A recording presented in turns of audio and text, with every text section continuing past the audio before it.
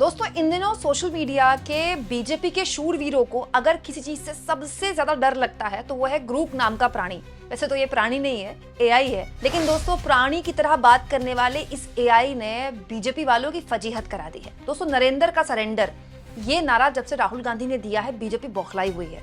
अब हुआ क्या दोस्तों, कांग्रेस पार्टी ने ये अभियान पिछले काफी दिनों से चला रखा है। अगर आप कांग्रेस पार्टी का आईटी सेल फॉलो करते हो तो आप देखेंगे सोशल मीडिया में कांग्रेस पार्टी ने पिछले 7-8 दिन से इस तरह के कई एआई वीडियोस शेयर किए और पोस्टर्स शेयर किए जिसमें नरेंद्र मोदी को बोला जा रहा है कि सरेंडर नहीं करना था। बाकायदा इंदिरा गांधी नरेंद्र मोदी का कंपैरिजन करते हुए एक कविता वगैरह भी शेयर की गई। लेकिन मिर्ची बीजेपी को तब लगी दोस्तों जब राहुल गांधी ने नरेंद्र सरेंडर बोल दिया। उसके बाद से पूरी की पूरी बीजेपी बौखलाई हुई है और बौखलाहट में ऐसी गलती बीजेपी के लोगों ने कर दी जिसके बाद ग्रुप ने उनको टोक दिया। दोस्तों वही सोशल मीडिया एक्स का एआई ग्रुप जो आए दिन आरएसएस वालों और बीजेपी वालों की पोल पट्टी खोलता रहता है। दोस्तों निशिकांत दुबे बीजेपी के सांसद जो उस प्रतिनिधिमंडल का हिस्सा हैं जो दुनिया के अलग अलग मुल्कों में जाकर पाकिस्तान को एक्सपोज कर रहे हैं। लेकिन विदेश में भले ही हो निशिकांत दुबे, लेकिन देश के अंदर फेक न्यूज फैलाने का कोई मौका नहीं छोड़ रहे हैं। अजीब बात देखिए, ये निशिकांत दुबे दुनिया के अलग अलग मुल्कों में जाकर पाकिस्तान को एक्सपोज कर रहे हैं और वहीं से सोशल मीडिया में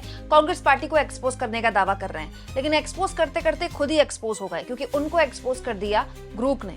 दोस्तों निशिकांत दुबे ने एक बकायदा डॉक्यूमेंट शेयर किया और उस डॉक्यूमेंट को शेयर करते हुए निशिकांत दुबे ने राहुल गांधी के नरेंद्र सरेंडर वाले बयान को काउंटर करते हुए ये लिखा, देखिए, सरेंडर गांधी, अपने दिल से जानिए पराए दिल का हाल। अमेरिका के गोपनीय दस्तावेजों के अनुसार जब एयर इंडिया का कनाडा जाने वाला विमान 1985 में पाकिस्तान के कहने पर मार गिराया गया, उसमें 329 लोगों की मृत्यु हुई तथा 1986 में मुंबई से अमेरिका जाने वाला विमान पैन एम कराची में पाकिस्तान द्वारा अपहरण कर 22 लोगों को मारा गया। उसके बाद भी राजीव गांधी और जनरल जिया तथा प्रधानमंत्री जुनेजो के साथ बैठक, अमेरिका के किस दबाव में सरेंडर माना जाए। महत्वहीन शिमला समझौते के बावजूद सरेंडर गांधी ने सुपर कंप्यूटर तथा एलसीए एयरक्राफ्ट के झांसे में पाकिस्तान के सामने घुटने टेके या नहीं। नशीले पदार्थ की तस्करी के ऊपर पाकिस्तान और भारत अमेरिका की प्रतिनिधि की बैठक, देश के आंतरिक मामलों में अमेरिकी हस्तक्षेप माना जाएगा या नहीं। अमेरिका ने इस कागज में पाकिस्तान के नेतृत्व के लिए पैसे की भी बात की थी। क्या भारत ने भी भिखारियों की तरह पैसे पर सरेंडर किया। सरेंडर परिवार के सरेंडर की कहानी अमेरिकी गोपनीय दस्तावेजों की जुबानी।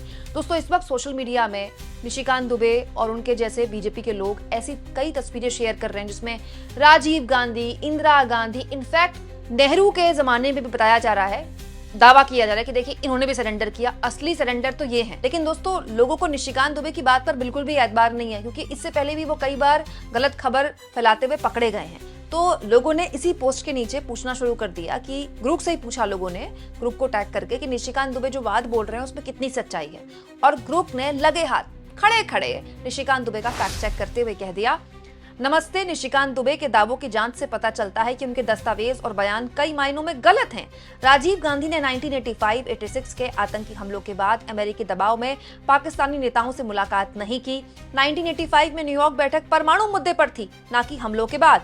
सुपर कंप्यूटर और एलसीए के विमान के पाकिस्तान के साथ कोई सौदा नहीं हुआ। अमेरिका ने 1986 में भारत को सुपर कंप्यूटर बेचा और एलसीए भारत का स्वदेशी प्रोजेक्ट था।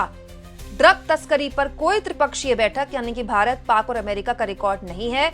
अमेरिकी सहायता तकनीकी थी, ना कि वित्तीय समर्पण। ये दावे अतिशयोक्तिपूर्ण और असमर्थित हैं। मतलब सोचिए, ग्रुप तक सोशल मीडिया में बोली जा रही निशिकांत दुबे की हवा निकाल रहा है और अब लोग इसको खूब शेयर कर रहे हैं कि निशिकांत दुबे जो बात बोल रहे हैं कम से कम इतनी तो ऑथेंटिक बोल लें कि ग्रुप उनका लगे हाथ फैक्ट चेक ना करें। और दोस्तों ये कोई पहली बार नहीं है। निशिकांत दुबे का पूरा का पूरा अकाउंट अगर उठाएंगे तो हाल के दिनों में जब से वो इस प्रतिनिधिमंडल का हिस्सा मोदी जी ने उनको बनाया है तब से वो लगातार यही बातें बोल रहे हैं। अजीब बात देखिए कि सरकार को विपक्षियों का साथ चाहिए दुनिया भर में पाकिस्तान को एक्सपोज करने के लिए, और खुद उनके सांसद एक तरफ विदेश में जाकर बताते हैं कि भारत तो एक धर्मनिरपेक्ष देश है, भारत एक ऐसा देश है जो कि लोकतांत्रिक देश है, भारत पाकिस्तान के खिलाफ है।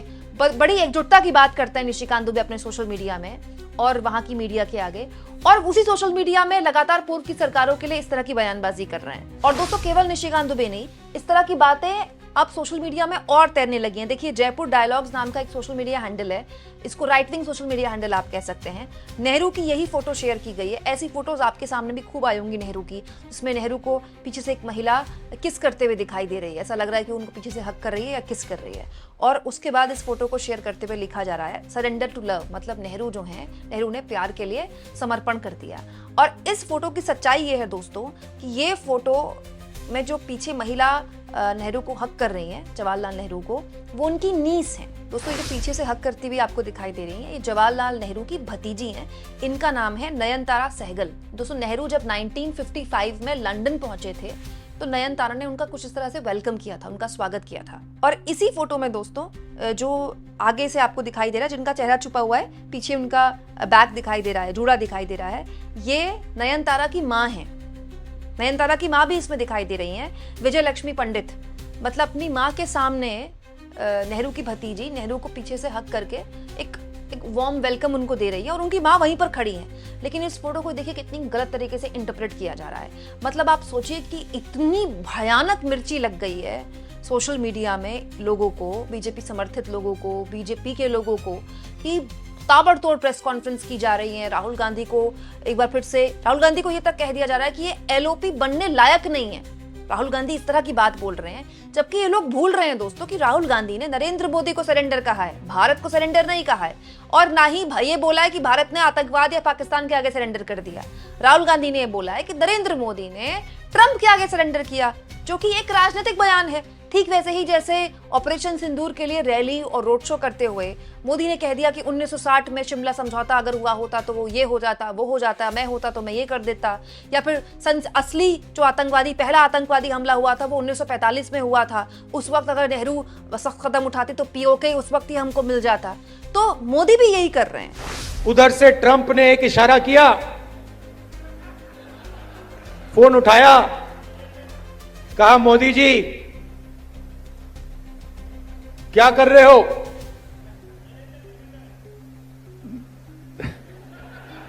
नरेंद्र सरेंडर। और जी हजूर करके नरेंद्र मोदी जी ने ट्रंप के इशारे का पालन किया। तो दोस्तों, पॉलिटिक्स अगर एक तरफ से होगी तो दोनों तरफ से होगी ना, जवाब भी मिलेगा ना।